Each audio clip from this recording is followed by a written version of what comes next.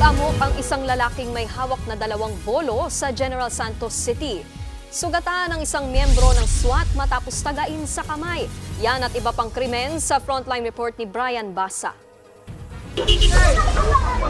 Naparesponde ang pulis sa palengkeng yan sa General Santos City nang i-report ang isang lalaking nagwawala habang may hawak na 2 bolo. Sinubukan siyang kausapin at ayon sa lalaki, may humahabol sa kanya at gusto siyang patayin. Dumating ang mga miyembro ng SWAT pero umabot pa ng 2 oras ang pakikipagnegosasyon ng makatsyempo.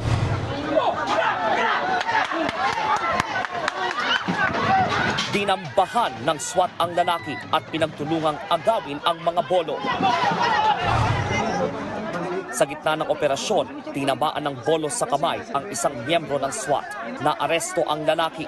Ayon sa kanyang pamilya, ilang araw na itong hindi makausap matapos mawalan ng trabaho at magkaroon ng sunod-sunod na problema sa pamilya. Sasailalim siya sa medical examination para malaman ang kondisyon sa pag-iisip. Nakabinbin naman ang mga kasong alarm and scandal at illegal possession of bladed weapon laban sa kanya. Sa Sariaya, Quezon, bumulagta sa kalsada ang delivery rider na yan matapos pagbabarilin kahapon ng umaga. Dinala pa siya sa ospital pero binawian din ang buhay. Sa investigasyon, tumigil ang rider sa isang tindahan para sana magpa-cash in nang biglang dumating ang isang armadong lalaki at pinagbabaril ang biktima. Agad tumakas ang suspect. Pinaghahanap na siya at inaalam kung ano ang motibo. Palaisipan kung sino ang nasa likod ng krimen. Gayong ayon sa pamilya, wala raw kaaway ang biktima. Arestado naman ang most wanted sa carnapping sa San Jose del Monte, Bulacan. Nasa kote si Joshua Espinilla kahapon sa Taguig. Halos 1 taong nagtago ang suspect matapos mantangay ng sasakyan.